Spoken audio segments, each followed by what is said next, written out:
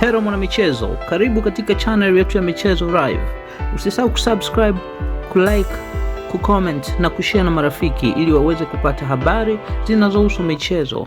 Nyota wawili wa kikosi cha Simba SC, Eli Mpanzu na Charles Ahoua, wanatarajiwa kujiunga na timu hiyo muda wowote kuanzia sasa, baada ya kukamilisha taratibu zao za usafiri kuelekea visiwani Zanzibar ambako kikosi kipo kambini.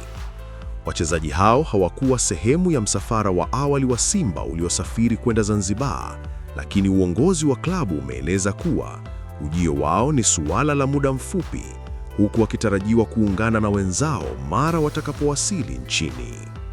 Meneja wa Simba, Patrick Remamu, amethibitisha kuwa Mpanzu na Ahoua wanatarajiwa kutua nchini ndani ya siku 2 zijazo na kujiunga moja kwa moja na kikosi kinachoendelea na maandalizi yake.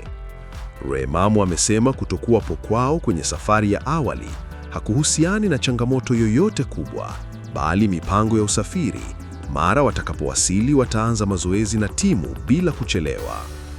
Tukiachilia mbali wachezaji waliopo kwenye majukumu ya timu za taifa, Mpanzu na Ahoua bado hawajafika, lakini tunatarajia waingie ndani ya hizi siku 2, amesema Remamu akizungumzia hali ya kikosi.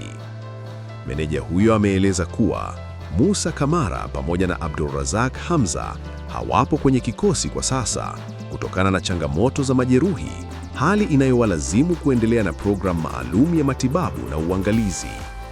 Kwa kurejea kwa Mpanzu na Ahoua, Simba inatarajia kupata nguvu mpya katika kikosi chake, huku mashabiki wakisubiri kwa hamu kuwaona nyota hao wakirejea uwanjani na kusaidia timu katika majukumu yanayoendelea.